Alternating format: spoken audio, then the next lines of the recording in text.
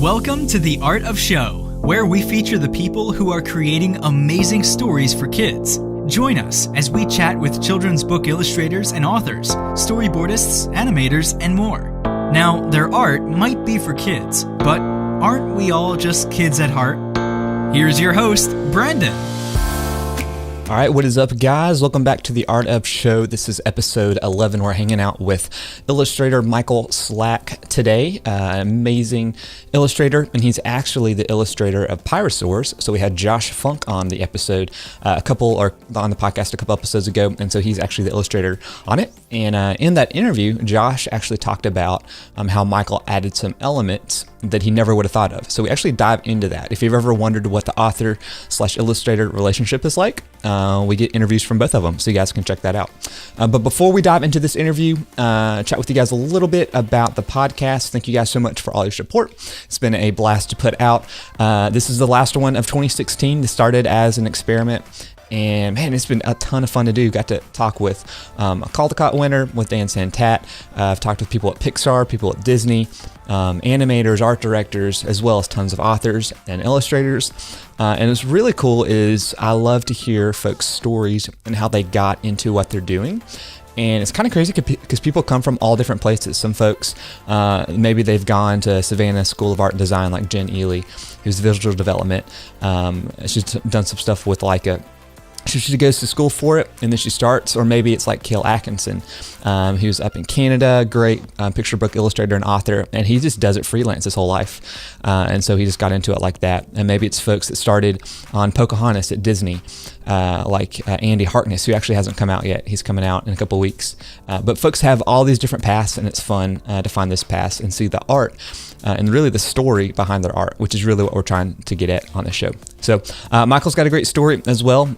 He is a formally trained painter, so fine artist. And he actually talks about doing art shows with his art, which is kind of crazy, but I guess that makes a lot of sense. And so he actually has done some exhibits and some shows with the work that he's done for his art. And we get into what it's like to have a kid audience versus kind of a fine art audience, and how they're really similar, and how you can present your work. So he's got a lot of great books already out, as well as some fun ones coming out next year that we got to talk about. I got a couple advanced copies on, and they are amazing. They are really cool in just the design and the feel, and he's got just a great style. So Micheal's a great guy. And before we get into that one as well, one other update is if you guys like the podcast, I would love for you guys to leave a honest review and rating. If you guys go to Brandon Cullum, CULLUM.com/review, I'll take you right there. You can leave a review and tell a friend if you guys like it. So I want to be doing a lot more of these in 2017. I got a couple cool ones already lined up and recorded, and you guys will be seeing those next week. So without further ado, let's dive into our interview with Micheal Slack. Hey guys, welcome back to The Art of Show. We're hanging out with Micheal Slack, an amazing illustrator, character designer extraordinaire, lots of kids' books that he has put out, and we're going to be chatting about all kinds of his artwork today. You've got several books coming out in 2017. How many books do you have now currently released? Currently released 15. Jeez, okay. And you've got several, I'm assuming, coming down the pipe for the future? Yes, I have 2 coming out in 2017, Shorty and Clem, Turtle Tug, and then 2018, I've got a book I'm finishing up right now called Bunny Built, and then a series of board books. Okay, cool. Very cool. So, yeah. Well, I would love to know kind of how art entered your life and how you got into the illustration world. Were you drawing always as a kid? Kind of how did that work for you?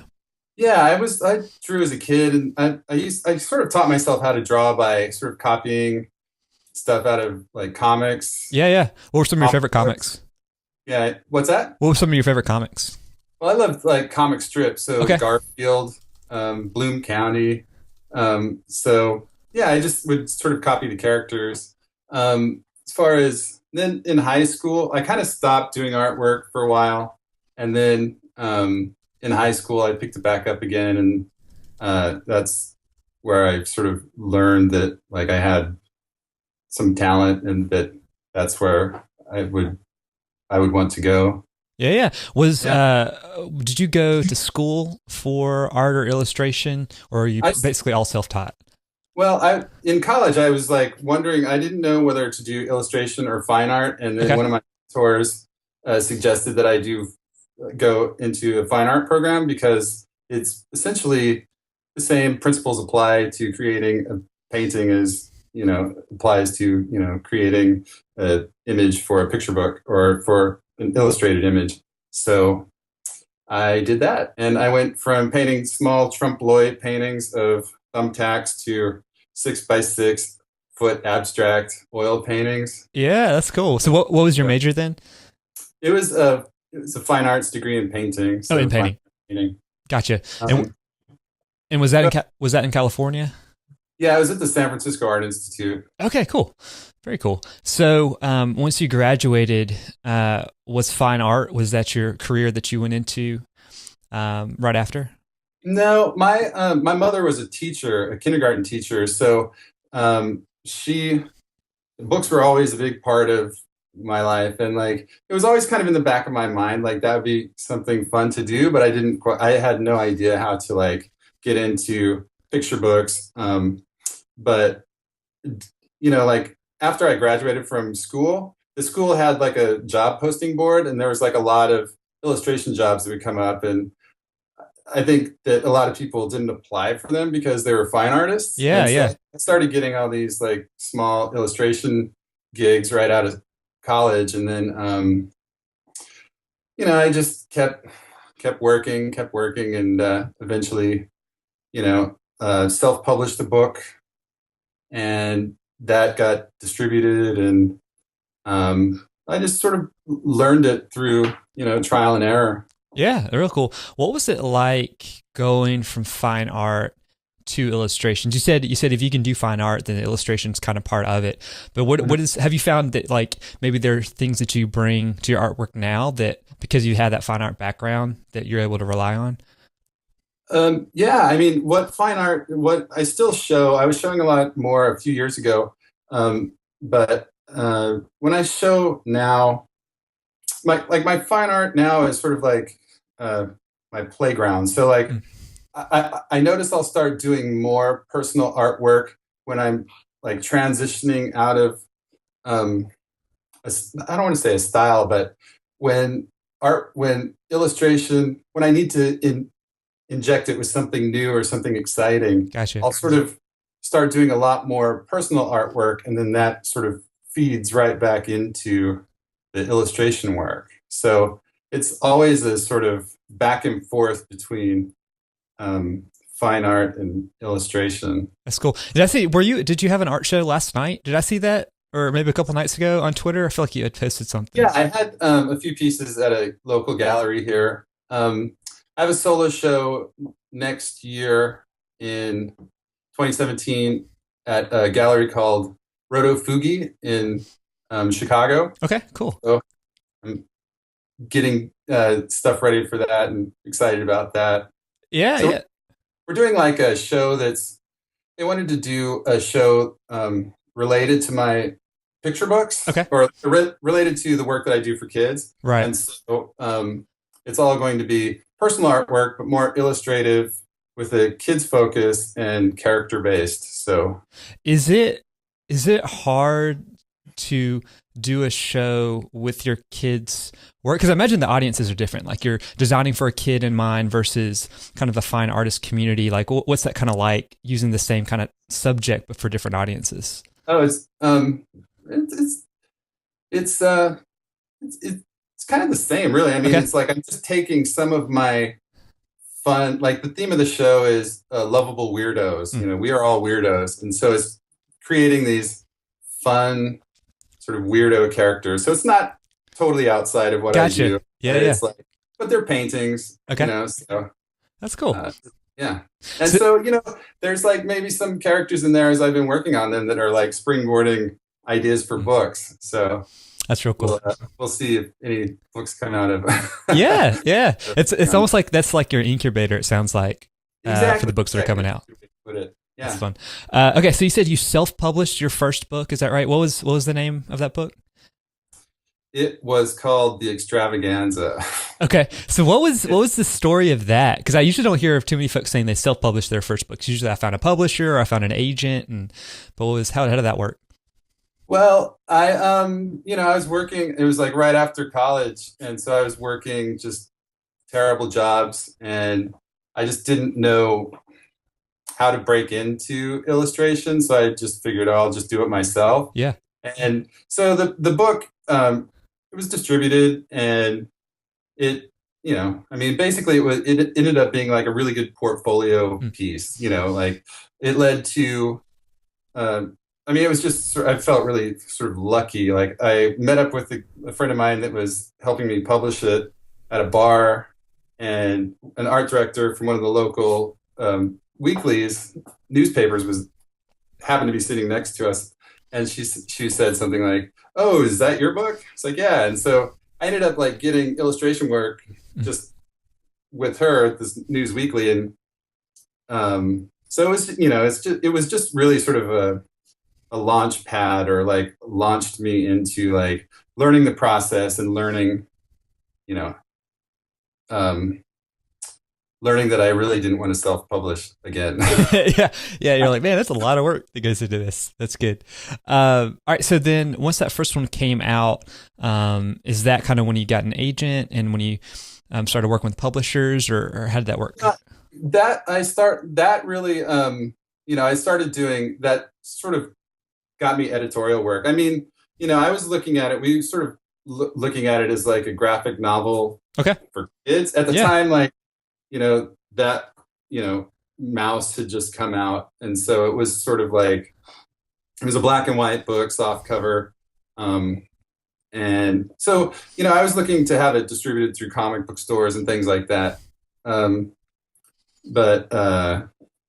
So I'm sorry, what was No, yeah. So when I guess your next books that they came out, were you working then with an agent or with a publisher? Or how'd that relationship start? Well, I didn't from that book until my next book was probably 10 or 12 years. Oh, wow. Okay, gotcha. Yeah.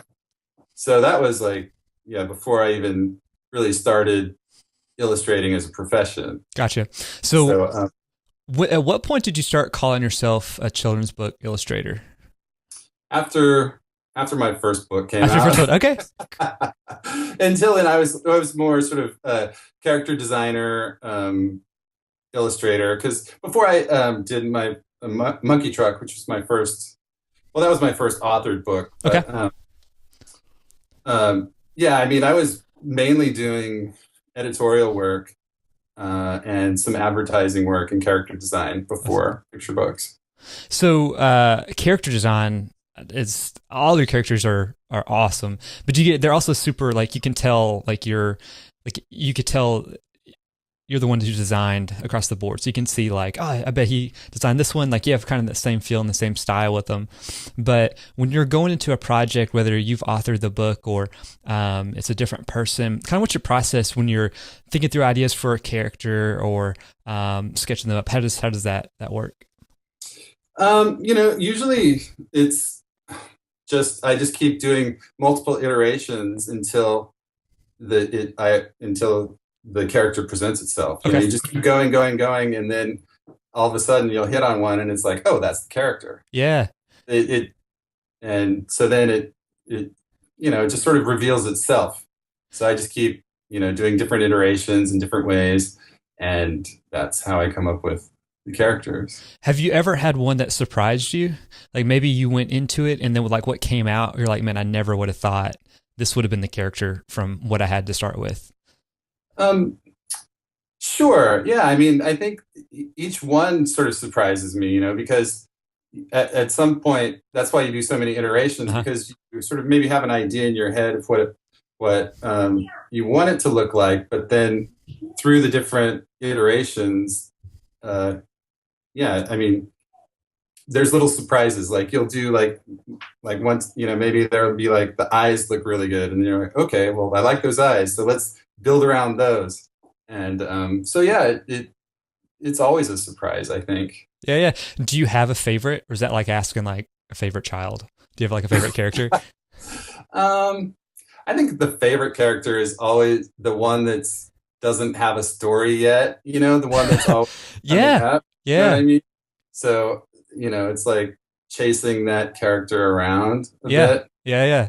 So there's a few characters right now that are waiting for stories, and I'm sort of, kind of chasing those around to see where they're going to lead me. That's cool. I don't think anyone's ever said that before. So it sounds like you develop a story for a character that you've already have in mind. Is that right? Because I hear a lot of people they'll develop the character for the story, but it almost sounds like you're flipped. Is that right?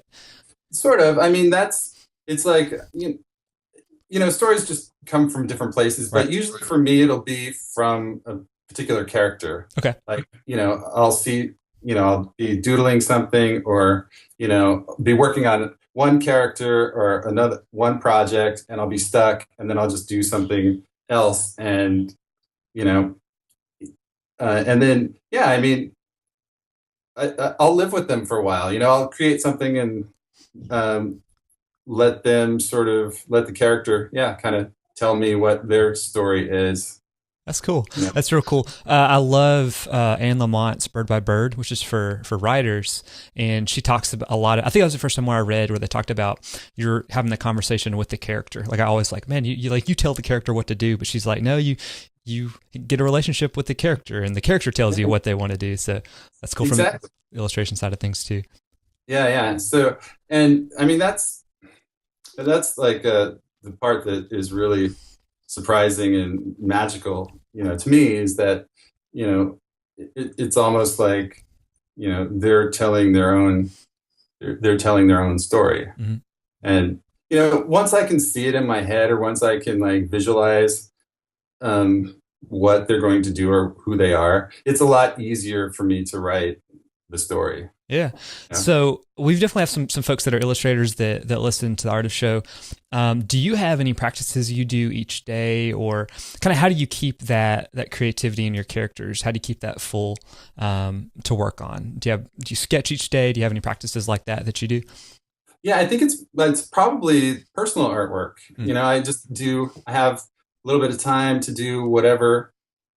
Usually the time that I get to do my personal artwork or the daily practice stuff is late at night. So it's sort of at the end of the day, Yeah. the very end of the day. And that's where, I'm super tired and like, it's just, okay, I just need to do this thing. And that's where all the like weirdo ideas start happening. Yeah. And so are you mixed media? Do you do traditional, digital, as you do all kinds? For books? Yeah, for kids' books, yeah. Yeah, it's all digital for books. I usually start off on pencil and paper, and then just for sketching and doing thumbnails and stuff, and then I'll just transition right to digital and work directly in the files. Yeah, in digital files. Very cool. Well, I know we definitely want to talk about Pirasaurs. I'm going to hold it up if you guys are listening, if I don't throw it to the ground. And we had Josh Funk on the podcast. When this one goes live, he'll come out, I think, the week before. And I was talking with him, so he was the author, and he kept talking about the pterodactyl, I guess, the pterodactyl-looking guy that you put in there, and how that wasn't even written in the story. So what's it like as an illustrator kind of putting your own take on the story? Because that was I feel like a pretty major element, especially towards the end, like actually in the narrative. So how does that kind of work, that process, working with an author? It's actually really pretty liberating on some level, because it's like half the job is already done when it comes to me, and so like with Pirasaurs, it was just reading the manuscript that I really felt like I could really latch onto it and have a lot of fun with the manuscript and have a lot of fun creating the illustrations. So, it's like it's just wonderful to be able to have half the job done for you. Like it on some level, it's a lot easier to have someone But it's also frees you up to like try new things and just approach the story visually rather than have to be concerned about creating the concept, creating the text. So it's really sort of freeing, especially now that I'm writing more of my own books. It's like a lot of fun just to go into illustration and just have at it and add my own sort of elements to it. Yeah. With Pirasaurs, there was all these wonderful vignettes, and I wanted to just add like another little layer of subtext that sort of unified all those vignettes together. So yeah, it was just, I've gone through multiple dummy drafts, and I just arrived at that one, and just the character, it seemed to work. And like, it was also, a way for something that readers could discover and rediscover. Yeah. Like second reading, you might notice that the character is peeking under the Captain Rex's hat, looking for the map, or trying to steal his half of the map partway through. So it's, it's kind of like, it adds something for a second and third reading, more something to discover as you read it over and over again. Yeah, when I read it the first time, I was like, okay, this is a cool story. And then you have him at the end, and I'm like, wait a minute, this guy is like at the very beginning too. And I go through, I'm like, oh, he's on every spread. This is really cool. So that's really cool. Well, I definitely wanted to talk about Turtle Tug. That I believe is this one March, or is it in the summer of next year that it's That's coming March. out? Okay, so 2017. Man, the illustrations are awesome. All the rain and the ocean and all that kind of stuff. What's your process? I know you said you sketch out everything and then you take it to the computer, but I mean, I feel like there's tons of textures, tons of gradients. Kind of how do you kind of compile it together when you're working on the computer? Well, that one was, I wanted to have it. That's one thing that I've been trying to sort of incorporate into my books, is having it be more spontaneous and more, just more spontaneous. And so I had these new brushes, and so they're emulating like gouache brushes. And I just, just basically just painted them like I would a painting. And so, it was really fun to like, because in the past I've used a lot of scan textures. Like I'll save all kinds of textures from my paintings and stuff, and then scan them in and use those. But this one was more just directly, just straight painting into Photoshop. That's cool. So yeah, and I wanted to try some new stuff with different views, different angles. Like the storm, I just wanted to have that really have a lot of emotional weight. Yeah. Because sometimes it felt almost two-dimensional, but then there was like a 3D quality, I feel like, to it all too. So like, I guess some of the angles were like either straightforward to the side, but then like when you put the environment on top of it, it was like you're inside the book. It's really cool how it's done.